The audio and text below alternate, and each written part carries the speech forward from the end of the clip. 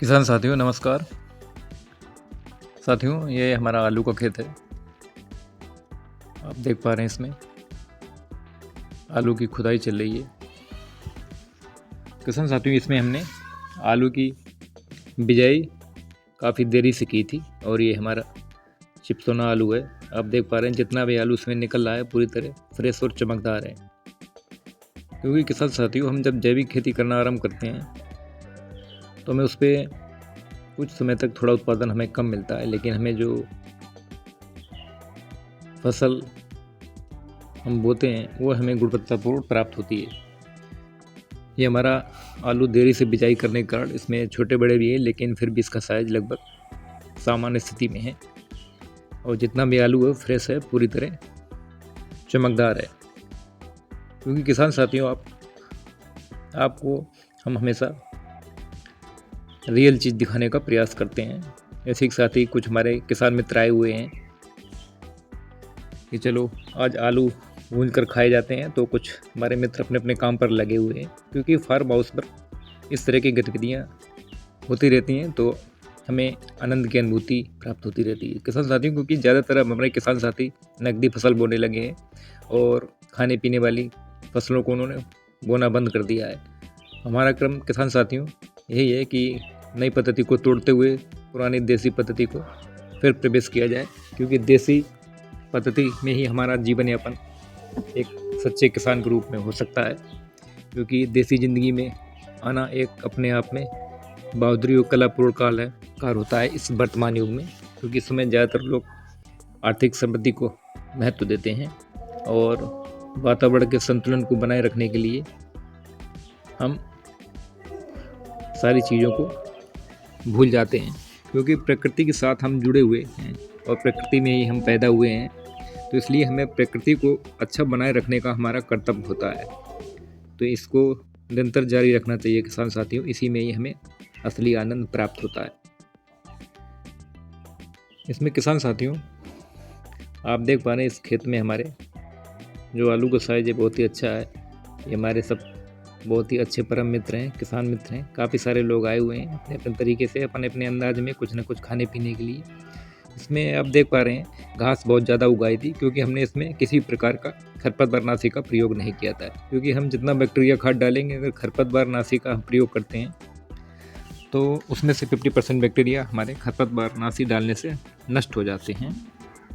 इसलिए किसान साथियों हम इसमें क्या कर रहे हैं, पहले हम घास की बिनाई करवाते हैं ऊपर से।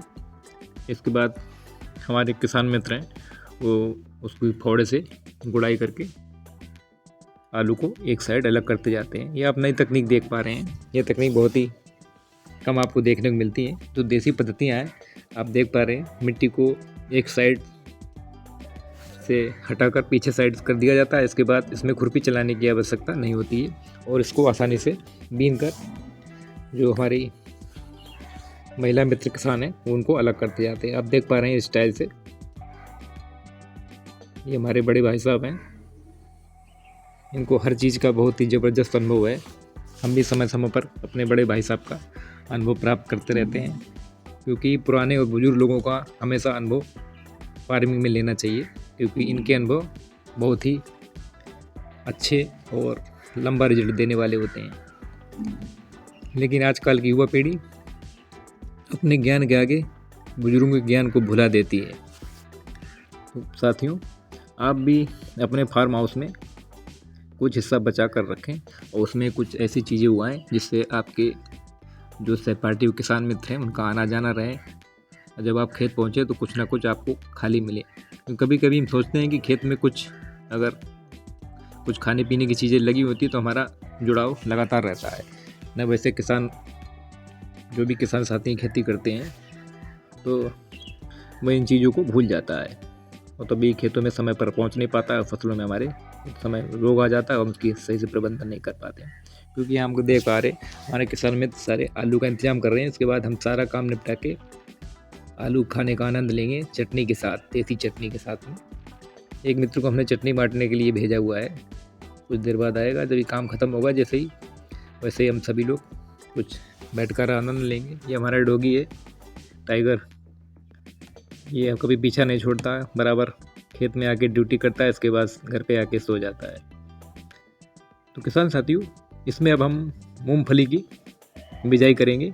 इसलिए अब आलू निकलने के बाद इसमें हम मूंगफली की बिजाई कर देंगे। चूँकि हमारे यहाँ बारिश हल्की हुई है और हमें पर्याप्त नमी मिल गई है मूंगफली बोने के लिए। इसमें हम मूंगफली की बुआई करने के बाद आप जो दाहिने साइड देख रहे हैं सरसों खड़ी हुई है, पीली वाली, उसके आगे काली वाली सरसों खड़ी हुई है।